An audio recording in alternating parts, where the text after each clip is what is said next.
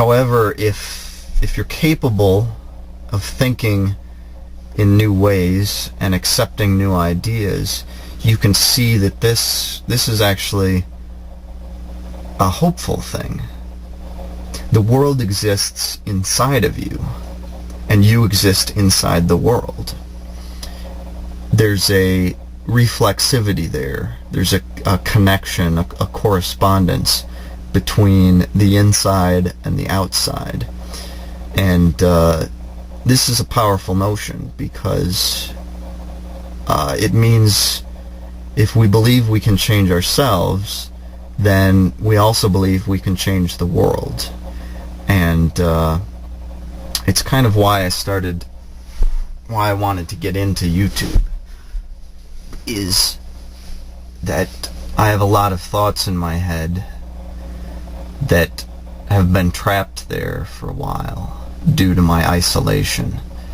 And for me to be able to connect with the world as easily as I turn inward, to be able to experience my introversion and equate it with an extroversion, that's powerful.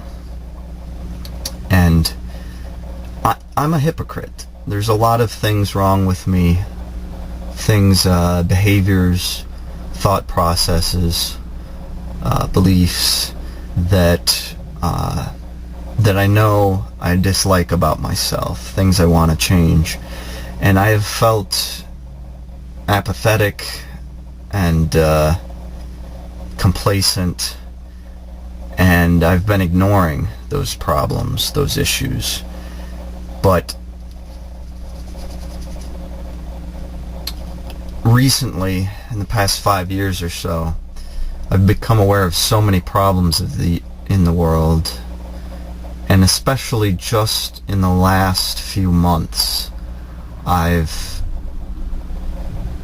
been researching more, and I've discovered some truths, some glimpses of the truth that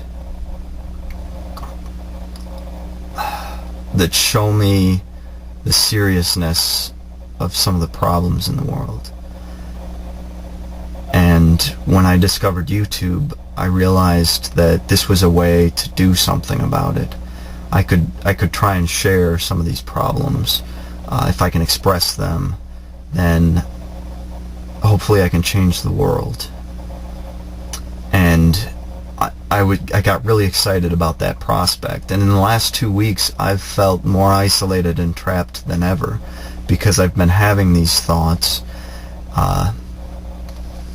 and have felt the need to express them to other people, to bring those internal thoughts to the external world, and to try and get them in contact. And my hope is, maybe by trying to solve the world's problems, I can start to solve my own. That's a long way off, though. We're going to start with the world. It seems easier to me, because that which is in myself, I cannot sense well. It's completely internal. It seems locked. But my hope is, by pushing it out there, I can get some feedback. I can get multiple perspectives, and perhaps I can learn what I need to fix the things that are wrong. One of the symbols, metaphors, that I wanted to pose today is based on a starting concept of my nation equaling my body. My body serving as a metaphor for the country. If we do that, we can probably think of my head as the government. This is where thought occurs, where decisions are made, and then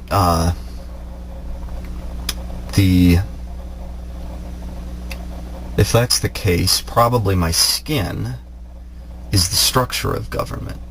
The Constitution, the rules and regulations, the checks and balances. This makes up the character of the government, of my face. It defines that which interacts with the world, expression and intake. If this is the case, maybe my hair is politicians. It's very visible. It affects the character of what people see. It helps define.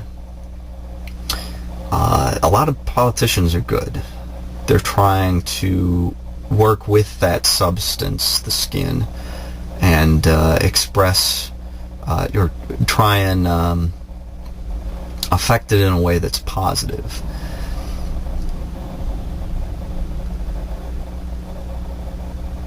The problem comes in when one of these hairs turns under, goes subdermal, turns to the dark side.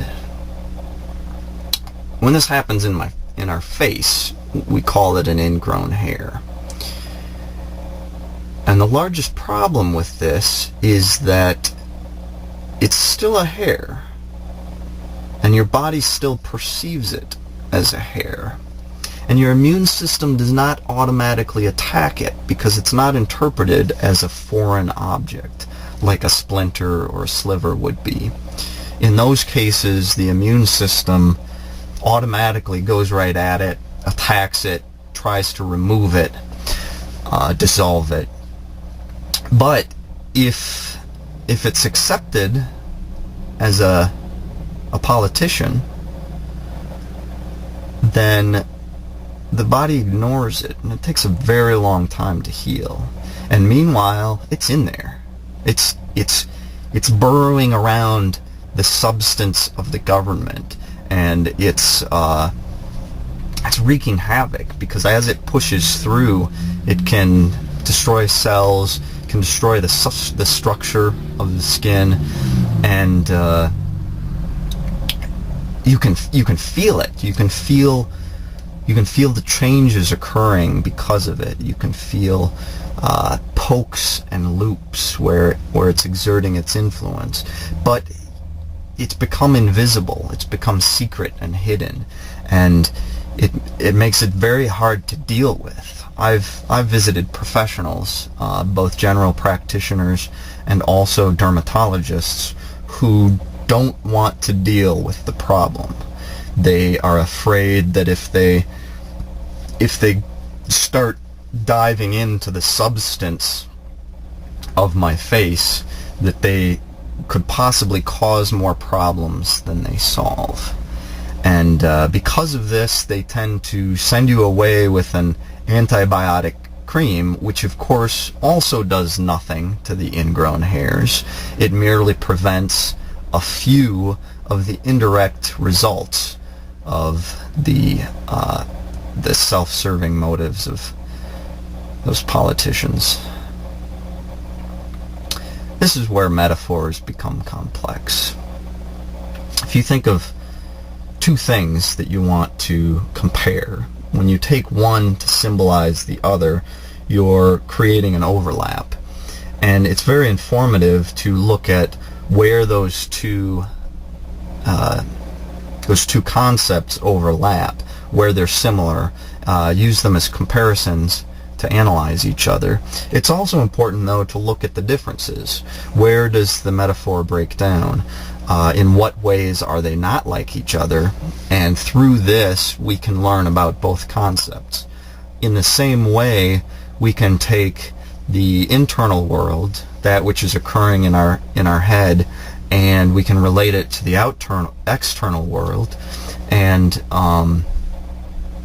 through that lens-like reflection, we can analyze both our own internal processes and that which we see occurring outside, and that can be very informative too.